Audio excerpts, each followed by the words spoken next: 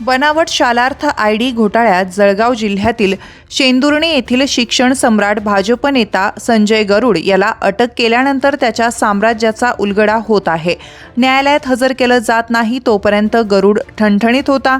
न्यायालयाने पोलीस कोठडी सुनावताच मात्र अचानक त्याची तब्येत बिघडली। छातीत दुखत असल्याची तक्रार केल्यावर त्याची वैद्यकीय तपासणी सुरू होती। नेमक्या त्याच वेळी एका बड्या राजकीय नेत्याचा फोन आला आणि त्याला जिल्हा शासकीय रुग्णालयात दाखल करण्यात आलं।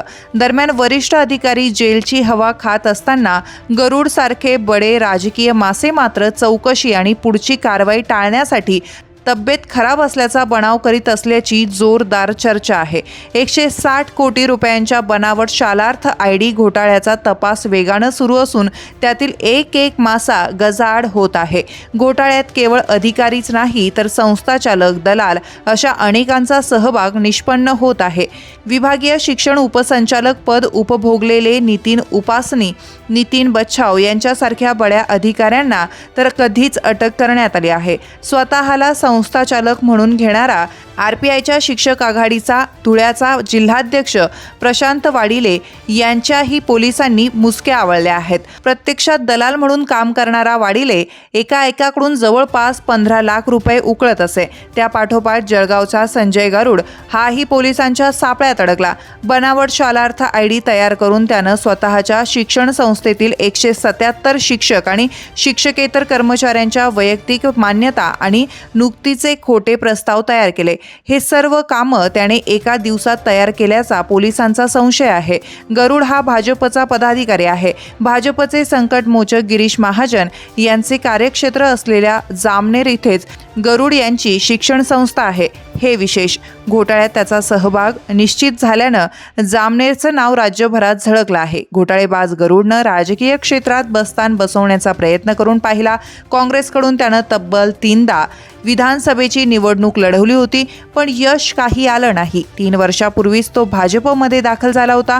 जामनेरच नाही तर पाचोरा, भडगाव तसंच चोपडा तालुक्यात त्याच्या 15 ते 20 प्राथमिक माध्यमिक शाळा, 2 कनिष्ठ महाविद्यालय, 1 वरिष्ठ महाविद्यालय असं त्याचं साम्राज्य आहे। अटकेची चाहूल लागताच तो जामनेर इथून गायब झाला होता।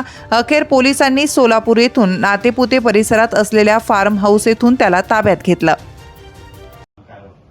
बनावट शालार्थ आयडी तयार करून शासनाची आर्थिक फसवणूक केल्याप्रकरणी नाशिक रोड पोलीस स्टेशन येथे CR नंबर 216/2026 प्रमाणे गुन्हा दाखल करण्यात आलेला होता। त्यामधील आरोपी नामे संजय भास्करराव गरुड यास नातेपोते जिल्हा सोलापूर येथील एका फार्म हाऊसवरून अटक करण्यात आलेली आहे।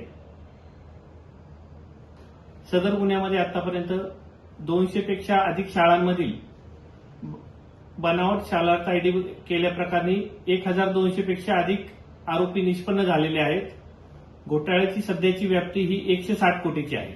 सर, या सगळ्या संदर्भात आपण तपास करताय, किती आरोपी आतापर्यंत अटक झाले आहे, शोध अनेकांचा सुरू आहे। नेमकं या सगळ्या प्रकारामध्ये शिक्षण संस्था पण किती आहे, काही माहिती आली आतापर्यंत? आतापर्यंत सदरच्या गुन्ह्यामध्ये 5 आरोपी अरेस्ट करण्यात आलेले आहेत आणि शिक्षण शाळा ज्या आहेत त्या 200 पेक्षा अधिक निष्पन्न झालेल्या आहेत।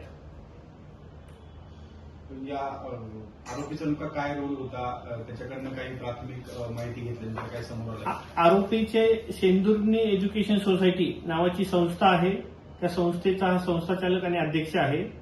सदर शाळेतील 150 पेक्षा जास्त शिक्षकांचा बनावट आयडी केल्याचे तपासात निष्पन्न झालेले आहे। तुमच्या भागातील प्रत्येक बातमी पाहण्यासाठी तसेच अशाच ताज्या आणि विश्वासार्ह घडामोडींसाठी उत्तर महाराष्ट्र न्यूज नेटवर्क सोबत जोडलेले रहा। सोबतच फेसबुक, इंस्टाग्राम आणि यूट्यूबवरही आम्हाला लाईक आणि शेअर तसेच सबस्क्राईब आणि फॉलो करायला विसरू नका।